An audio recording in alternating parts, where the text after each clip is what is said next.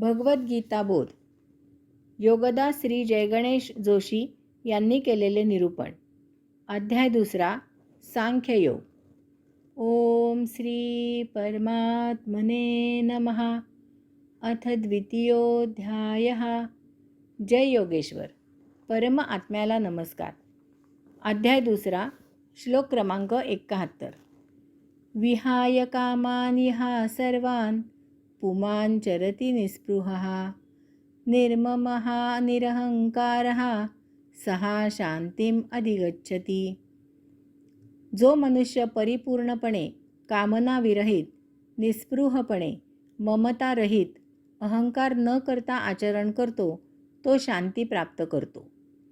भगवंत श्री या श्लोकात आता सांख्य योगाचा सारांश सांगत आहेत. कामनाविरहित जीवन जगणारा शांती प्राप्त करतो. याचा अर्थ संसारात जगताना आयुष्य सहज जगावे. मला अमुक पाहिजे, माझ्या देहादी इंद्रियांना अमुक सौख्य मिळावे म्हणून अमुक पाहिजे, अमुक उपलब्ध आहे तेव्हा ते मला मिळालेच पाहिजे वगैरे अशा प्रकारची भावना ठेवून जगू नये. जे मिळेल ते आपल्याला अत्यावश्यक आहे का याचा विचार करून मगच त्याचा उपभोग घ्यावा. तसे नसेल तर ते ज्याला उपयोगी आहे त्याला ते द्यावे. आपल्याला जे मिळाले आहे तेच आपल्याला योग्य आहे असा विचार करून उपभोग घ्यावा. केवळ देह जीवित ठेवण्यासाठी आवश्यक तेवढेच उपभोगावे. निस्पृहपणे जीवन जगणारा शांती प्राप्त करतो. कसलीही अभिलाषा असता कामा नये.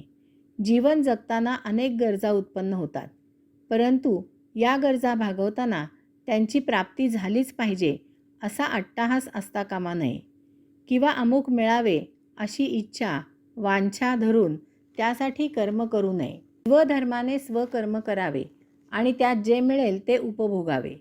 कामाचा मोबदला जो मिळेल त्यात सहजच समाधानी असावे. प्रत्येक कर्म हे प्रभूचेच कर्म आहे ही भावना ठेवावी. ममतारहित जीवन जगणारा शांती प्राप्त करतो. येथे आपले कधीही काहीही नव्हते. आपण जन्म घेताना आपल्याबरोबर काहीही घेऊन आलो नव्हतो. येथून जाताना आपण आपल्याबरोबर येथील कोणतीही वस्तू घेऊन जाणार नाही. तसेच पुढील जन्मी मागील जन्मींचे काहीही मिळत नसते. प्रत्येक जन्मी स्वतंत्रपणे नवीन वस्तू जगतात नवीन जीवन जगावे लागते. तसेच आपल्या हातात निसर्ग नाही. निसर्ग त्याच्या कलेने आविष्कारत असतो. आपण पंचमहातत्वांच्या अधीन आहोत. तेव्हा कधीही कसलीही कशाचीही ममता ठेवू नये. जे घडेल ते आपण बदलू शकत नाही. तेव्हा त्याचा सहजच आणि आनंदाने स्वीकार करणे हेच जीवन असते. अहंकार न करता जीवन जगणारा शांती प्राप्त करतो.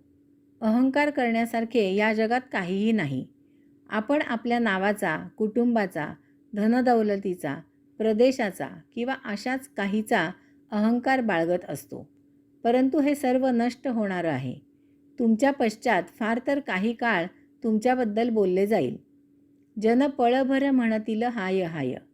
तुमच्या जाण्याने येथे काहीही फरक पडणार नाही. आयुष्यभर अहंकार बाळगत जगाल तर जीवनाचा आनंद घ्यायला मुकाल. अहंकारामुळे सतत दुःखी राहाल. अहंकार बाळगावा असे वाटते अशा असंख्य वस्तू आहेत. तुमचे आयुष्य त्या मानाने फारच नगण्य आहे. तेव्हा अहंकाराच्या मागे धावण्यात सर्व आयुष्य वेचलेत तरीही त्याची पूर्तता होत नाही.